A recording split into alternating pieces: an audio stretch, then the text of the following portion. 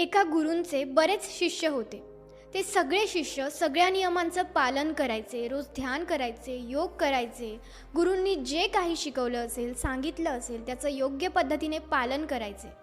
पण त्या सगळ्या शिष्यांमध्ये एक शिष्य असा होता जो व्यसनी होता. तो प्रत्येक गोष्ट स्वतःच्या मनाची करायचा, जास्त कुणाचंही ऐकून घ्यायचा नाही.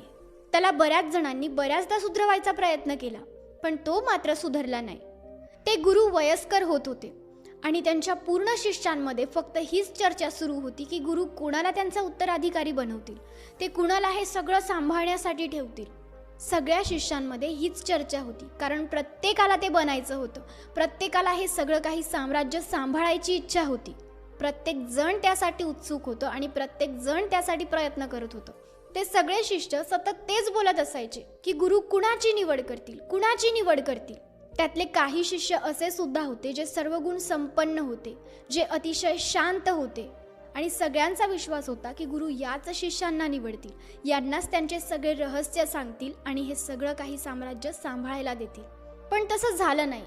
ज्यावेळी गुरूंची जाण्याची वेळ जवळ आली होती त्यावेळी गुरूंनी त्यांच्या व्यसनी शिष्याला जवळ बोलवलं. त्याला त्यांची सगळी रहस्य सांगून टाकली आणि त्याच्यावर सगळ्या साम्राज्य सांभाळण्याची जबाबदारी टाकली. ज्यावेळी हे इतर शिष्यांना कळालं त्यांना अतिशय राग आला की हा कोणता न्याय आहे. आम्ही एवढे चांगले वागतो, आम्ही नियमांचं पालन करतो, तरी आमच्यातल्या कुणाची निवड केली गेली नाही. निवड केली गेली ती या व्यसनी व्यक्तीची, जो नीट नियमांचं पालन सुद्धा करत नाही. बाकीचे शिष्य म्हणायला लागले की आपले गुरुच चुकीचे आहेत, मुळात आपली निवडच चुकीची आहे, आपणच एका चुकीच्या गुरुची निवड केली आहे, त्याचमुळे आपल्याला आज हा दिवस बघायला लागतोय. आपल्या गुरूंनी आपल्यासारख्या गुणवान मुलांना सोडून या व्यसनीची निवड केली आहे.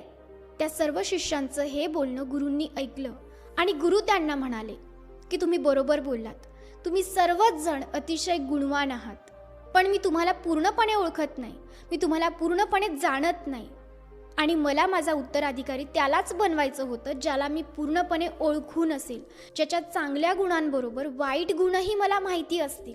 आणि तुम्ही सर्व इतके गुणवान आहात की तुम्ही कधीच तुमच्या चुकीच्या गोष्टी, तुमचे अवगुण माझ्यासमोर येऊच दिले नाहीत. असं नाही की तुम्ही सर्व गुण संपन्न आहात, तर तुमच्यातले बरेच जण तुमचे अवगुण लपवून ठेवत आहेत आणि हे मी चांगल्या प्रकारे जाणून आहे.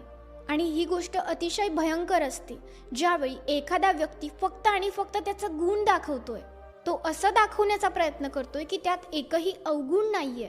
अशा व्यक्तीमध्येच सगळ्यात जास्त अहंकार असतो, अशा व्यक्तीमध्येच सगळ्यात जास्त मोह असतो, ईर्ष्या असते. आणि म्हणूनच मी त्याची निवड केली ज्याचे अवगुण सुद्धा मला माहिती आहेत आणि ज्याला मी पूर्ण पद्धतीने ओळखतो सुद्धा. तो जसा आहे तसा माझ्या समोर आहे, त्याने कुठलाही पडदा लावला नाहीये. गोष्टीचा बोध. कधीही अशा लोकांवर पूर्णपणे विश्वास ठेवू नका जे फक्त चांगलं असण्याचा दिखावा करतात, कारण असे लोक सगळ्यात जास्त फेक असतात. आणि काही लोक असे असतात आपल्या आयुष्यात जे कधीही दिखावा करत नाही, ते आपल्याला चांगलं वाईट समोरून सांगतात, जे कधीही त्यांचे स्वतःचे अवगुण लपवत नाही, जे जसे आतून असतात तसेच बाहेरून वागतात आणि असे लोक नेहमी खरे असतात. जे लोक चांगलं असण्याचा फक्त दिखावा करतात ना, ते लोक सगळ्यात जास्त खतरनाक असतात.